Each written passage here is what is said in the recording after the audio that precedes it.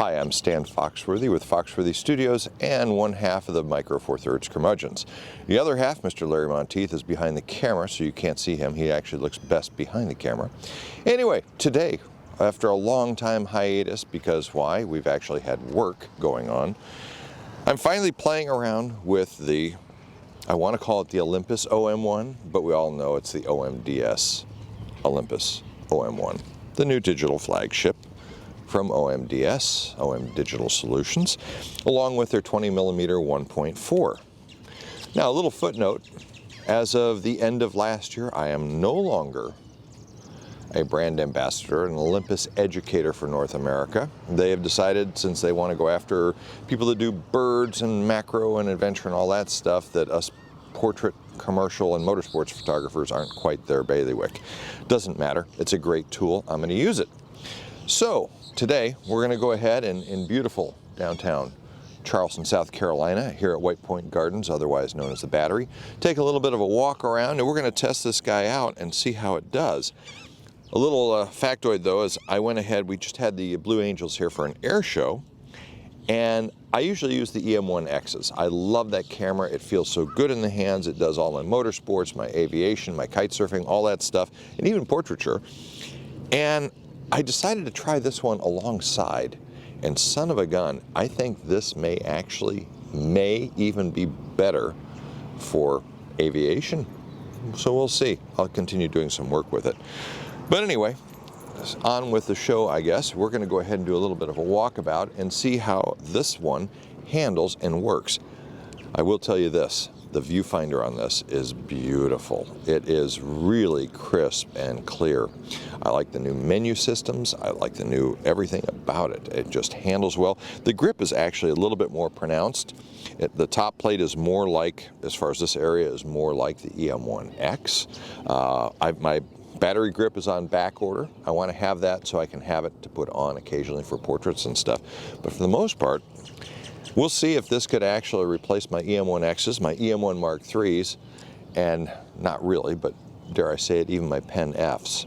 I happen to have two of each of all of them, just because, and because I like redundancy. So we'll see if this guy can replace all of them, and if it can, what our next step is. So, come on along, let's go for a little bit of a walkabout, and let's see what we can photograph. All right. Well, one of the things I wanted to do is we've got these great oleanders and other flowers here. By the way, if you know about this, this is actually a very poisonous plant. Never eat it. We're going to go ahead and see how well the little 1.4 does for close-up work, because I'm not carrying a macro with me. And we're going to see how it holds up at 1.4. The flowers are absolutely beautiful. So let's go ahead and come in here nice and tight. Take a look at this. I can tell you what, the drop-off on this thing is just gorgeous. So let's go ahead and get this. We'll get a couple of shots here. We'll double check it at f2 and double check it at f2.8. Tell you what, the new focus system is absolutely brilliant. I love it. So that's our first stop. Let's continue on down. We'll probably head towards, running down towards Rainbow Row and a few other things here. So we can see how this goes and do some architecture and maybe a couple of people walking by, maybe some portraiture if somebody's letting me. Something else I'm going to do, by the way, is since I'm no longer really constrained, not that I ever really was, but today I'm also going to go ahead and take all my other favorite 1.4 primes. And I do love my 1.2s, by the way. But you're going to say, what other 1.4 primes? There are none in Olympus. Well, you're absolutely right.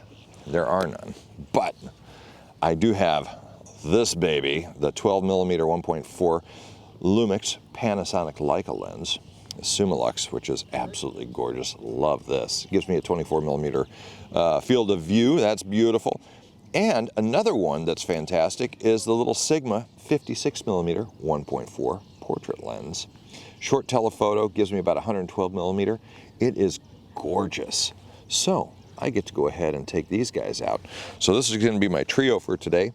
12, 20, and 56. Let's see what it does. Now if I can just get some help getting back up. Focus is good. So anyway, I just swapped out for the little Panasonic Lumix Leica. Gosh, that's a long thing. Let's just call it the 12mm 1.4. And right here at the corner, right, leading into White Point Gardens, I'm going to go ahead and get a shot. I want to see what it looks like. I've got this amazing old light post here that's looking pretty sad. And I've got this beautifully restored building here. So we're going to go ahead and catch this whole thing before we get too much traffic in here, just to see how it's looking. Again, liking the back button focus that has its own AF point. We'll go ahead and do this. We could actually just go ahead and use the little joystick so we can move our button where we want it. Let's also take a look at this. I'm going to go ahead and put it back to what it thinks is normal exposure here. It looks a little bit bright. Let's take it down a full stop because I think that looks much better. We'll also go ahead and pull it into the vertical. Again, this lens on here handles quite well. It has a really great feel to it. So we'll go ahead and bring this in here. Again, this is one of those places where I could really use my my vertical grip if they would ever deliver it. Yeah, I haven't had enough coffee this morning, so there we go. That looks quite nice. Got a little bit of diffusion coming over the sun, which is actually quite nice. But again, this guy handles. It would be kind of fun if the aperture ring would work on this, but as we all know with Olympus / OMDS cameras, the aperture ring is superfluous. It doesn't do anything for us, so we just leave it in A. We can control our aperture and aperture priority with our back thumb wheel. It works out just fine. So again, we'll go ahead and get one more shot here. We've got somebody bicycling by. Let's go ahead and do that. Let's go ahead and see what we got here, just to have something fun. And we'll continue on. So actually, let's take a look at one other lens. So we'll pop this guy back on here. Again, the beauty of the Micro Four Thirds system is there are so many other options. You don't have to go with just the manufacturer's lens. So in this case, we're going to go ahead and go to a short telephoto, the little Sigma, and the 56 is tiny. It is beautiful. It's also weather sealed.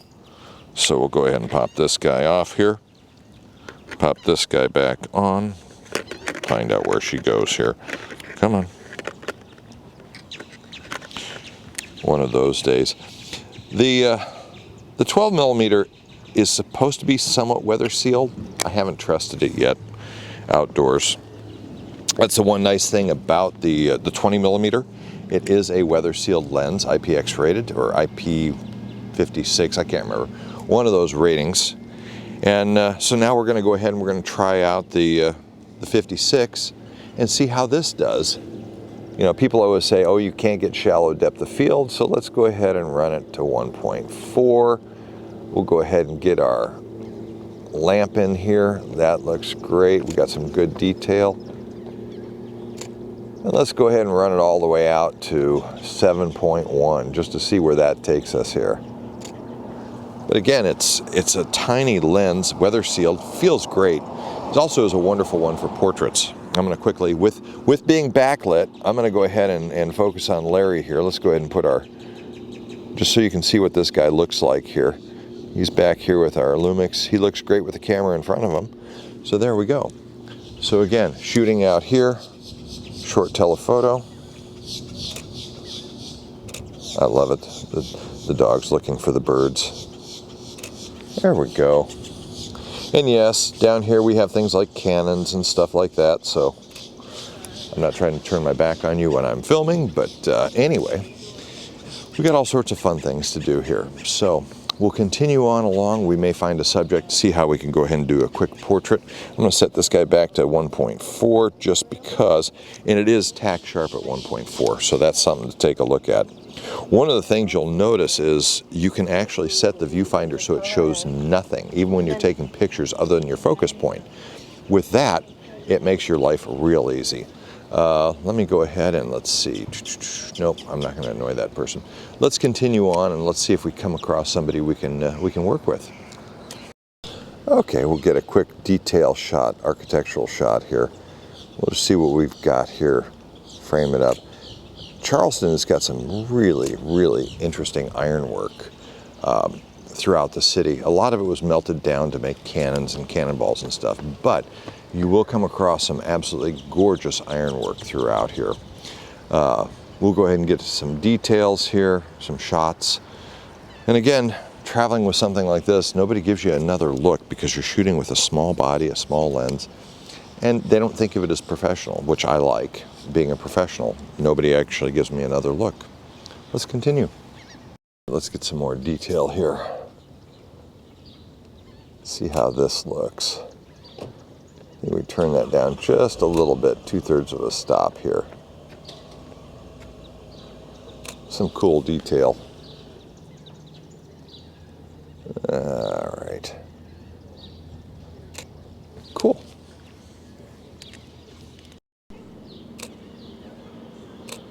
There we go. Yeah, too many things to see, not enough time to capture them all.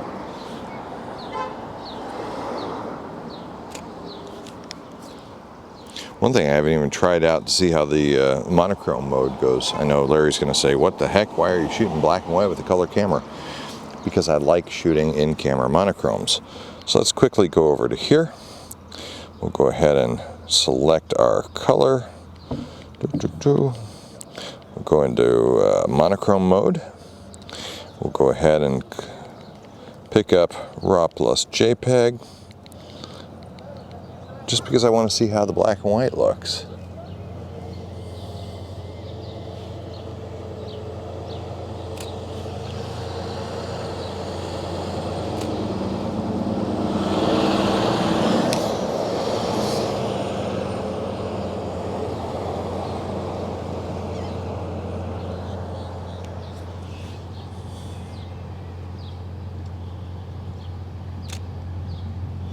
Again, shooting at 1.4. We'll do the Edmonston Aston House entrance here. See what that does. Interesting thing about architectural photography in downtown Charleston is a lot of the buildings aren't square. You'll line up things and it's leaning, and you'll go, wait a minute, I lined this up. No, this building is physically leaning. So, a lot of interesting stuff here though. Love these doors. Actually, I think I'm going to get in a little tighter on the doors here. Another reason why I'm testing out all three of these lenses today on this is because I think this is going to be my walkabout kit. I'm going to be spending the month of May in Italy and France, and I think this is going to be just about perfect for me to take out and do a walkabout with. Get in a little closer.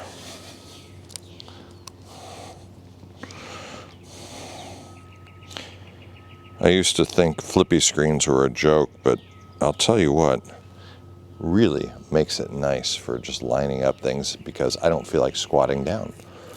Let's see here. All right, let's take this guy back down to 1.4, see what we've got here. Now it's not the flowers that are moving, it's me.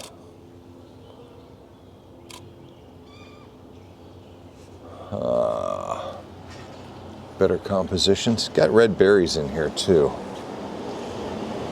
No, it definitely looks better tight.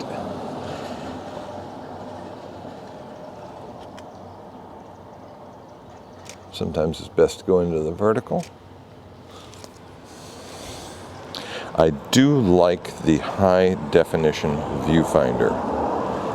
That's one thing we've been missing. I always say trust the viewfinder and these cameras just because it usually gets it right. But having much more in the way of definition from a higher def viewfinder makes it much nicer to see your images without chimping on the back of the screen. Looks good. All right, well, I made Larry stop one more spot because I want to take a picture of another one of my favorite plants. They're called farfugiums, and I love saying that, farfugium. Let's go ahead and get a couple of shots of this. And again, the flippy screen works out really well because I'm going to come in really tight here. I want to get this without having that white cap in the back. There we go. Got some nice ones here.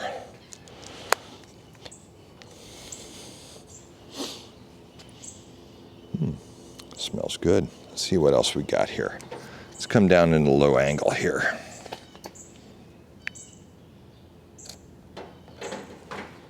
I heard a little boy the other day call them tractor seats.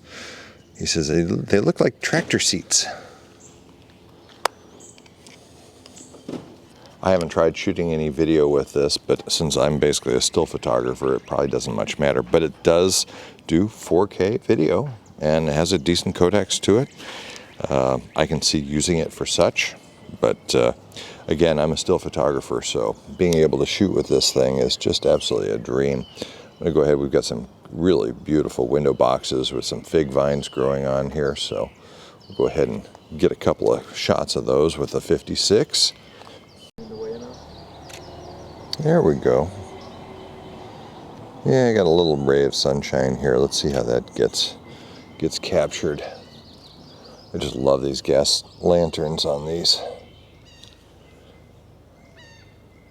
That looks good. We got a little bit of light coming back in on this.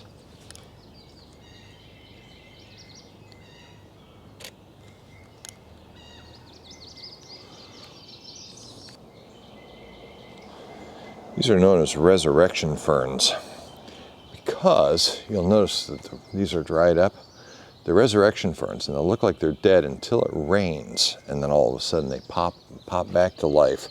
So this coming week, when we get some more rain in here, this whole thing is just going to be popping with life and looking beautiful. Let's get that here. Again, shooting at 1.4. I think that's a little bit shallow here. Let's go to 2.8. We can compare them. Yeah. Wow. We can get. Problem with roses is sometimes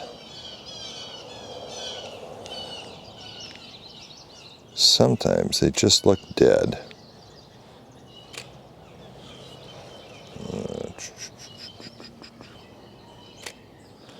There we go. Actually, I just noticed, yeah. Let's see if we can get all of it in focus here. Maybe, maybe not.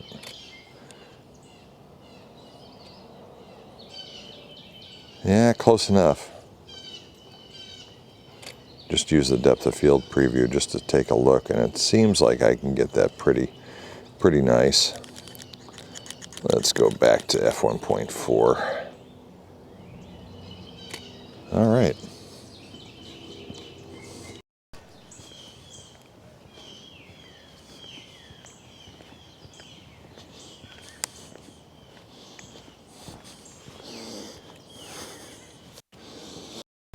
Take my phone.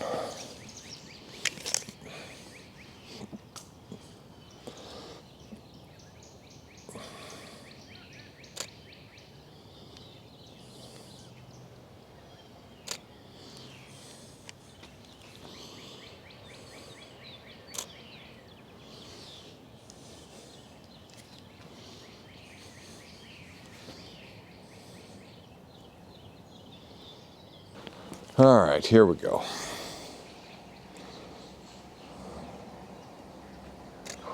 Go ahead and stop down a little bit.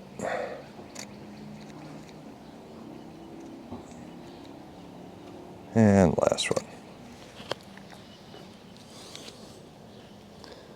Sometimes it's what's above that is really pretty amazing.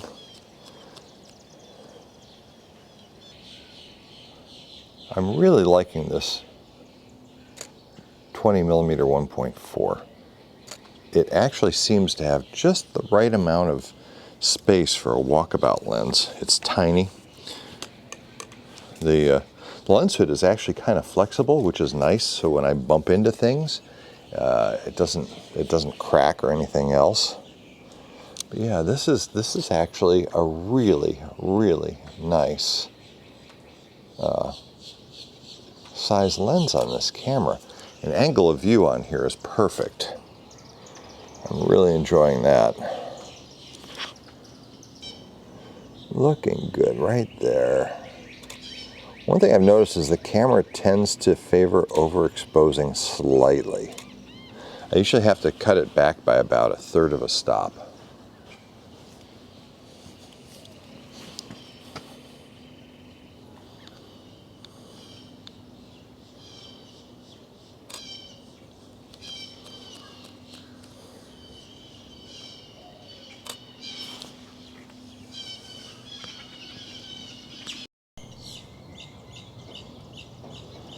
Yeah, it's just kind of a boring shot.